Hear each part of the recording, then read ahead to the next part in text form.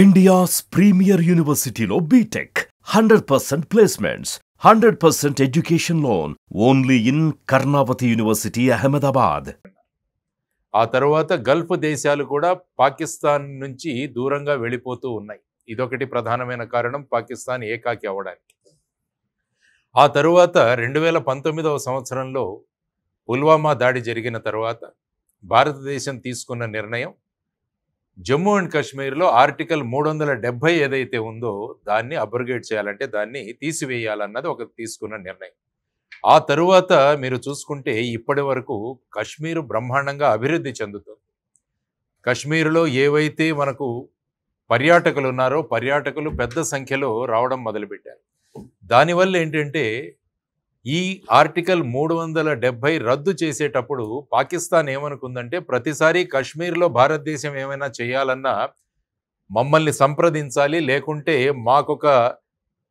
మా మాట అడగాలి అన్నది వాళ్ళు ఇంతకుముందు అనుకుంటున్న విషయం. కానీ ఆర్టికల్ 370 రద్దు చేసేటప్పుడు భారతదేశ ప్రభుత్వం ఎవరిని సంప్రదించలేదు, ఒక నిర్ణయం తీసుకుంది. దానివల్ల మళ్ళా ఇది పాకిస్తాన్కు ముఖ్యంగా ప్రధానమైన దెబ్బగా మారింది. ఆ తర్వాత నేను చెప్పినట్టు టూరిజం ప్రభావం, టూరిజం విపరీతంగా వచ్చారు. మీరు గత 5 సంవత్సరాలు చూసుకుంటే సుమారుగా 36 లక్షల మంది టూరిస్టులు కాశ్మీర్కి వచ్చారు. కాశ్మీర్లో ఉపాధి దొరకడం మొదలైంది.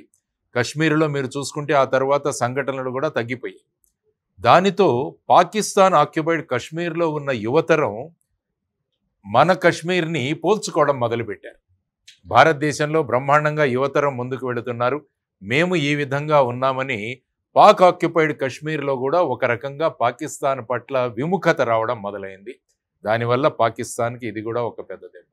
సో ఇటువంటి అనేక కారణాల వల్ల పాకిస్తాన్ మా ఉనికిని ఎక్కడో తెలపాలి అన్నది ఒక ఇన్సిడెంట్. ఈవెన్ చైనా మీరు చూసుకున్నా కూడా రీసెంట్గా బలూచిస్తాన్లో ఉన్న బలూచ్ లిబరేషన్ ఆర్మీ ఏదైతే ఉందో అక్కడ చైనీస్ ఇంజనీర్లు ఎవరైతే అక్కడ బెల్ట్ అండ్ రోడ్ ఇనిషియేటివ్లో పనిచేస్తున్నారో వాళ్ళ మీద దాడి చేసి 8 మంది చైనీస్ ఇంజనీర్స్ అక్కడ వాళ్ళు హత్యకు గురి కాబడ్డారు.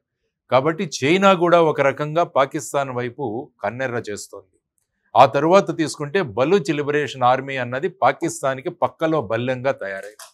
సో ఈ అన్ని కారణాలు తీసుకుంటే పాకిస్తాన్ ఒక ఏకాకిగా మారిపోతున్న సందర్భంలో మళ్ళా వాళ్ళ ఉనికిని తెలియజేయడానికి తీసుకున్న ఈ చర్య ఏదైతే ఉందో పహల్గావ్ అటాక్, అది ఒక ప్రధానమైన కారణం.